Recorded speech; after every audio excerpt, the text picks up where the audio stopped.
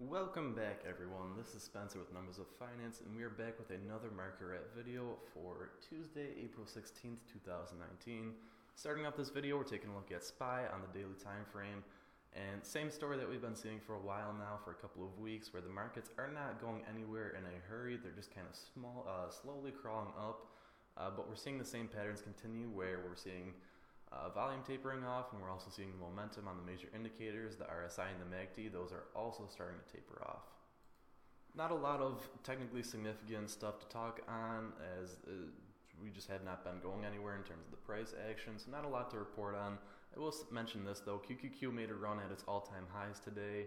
We can see back here the all-time high was at 187.53, and today's candlestick, which you can see in the top left corner, you can see the all-time, or well, not the all-time high, the high for the daily high was 186.91, so we're well within a percentage point of the we were well within 1 percentage point of the all-time highs on QQQ.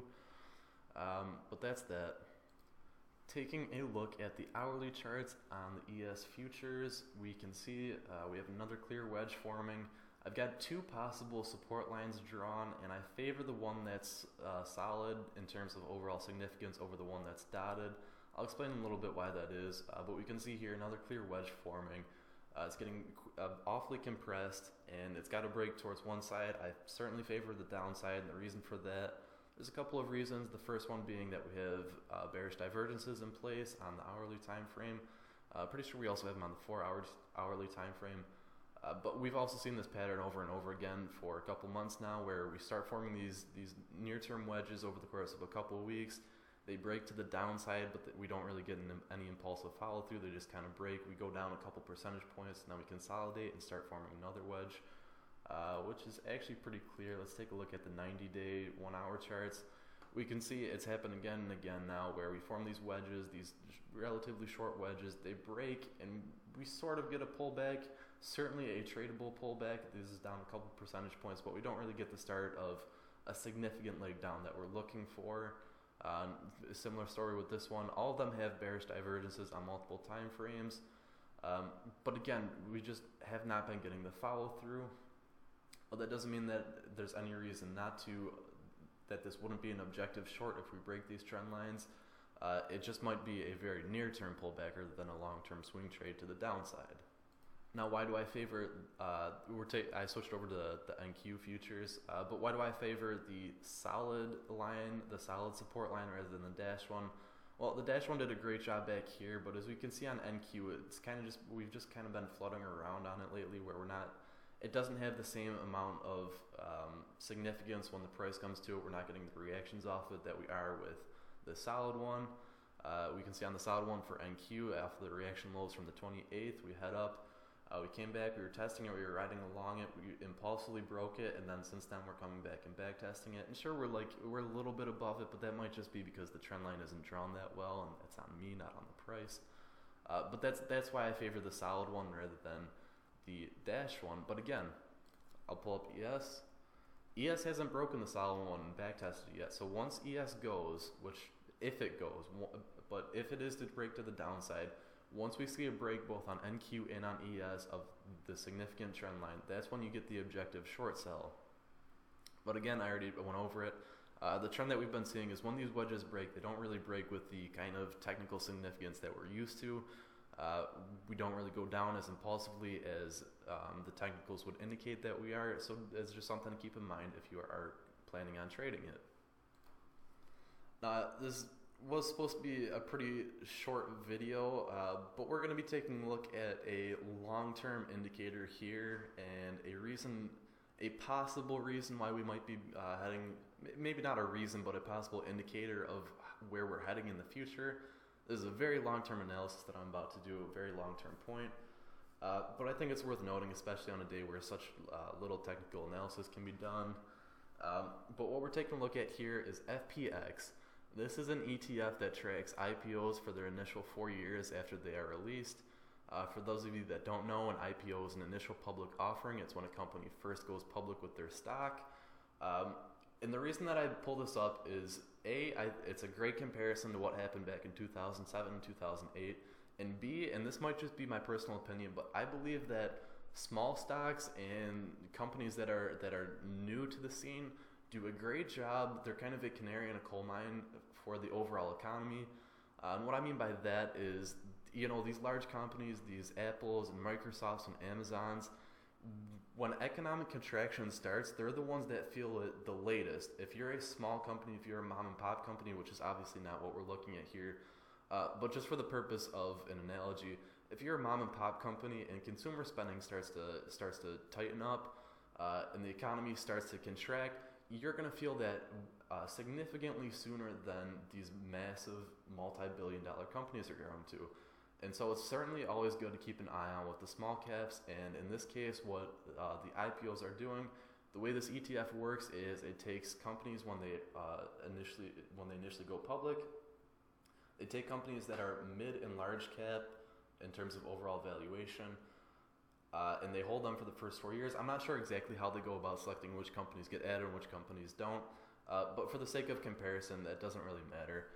We'll start by taking a look at the 1 year, 1 day chart, and the thing that's pretty obvious here is that it's a pretty objective short setup.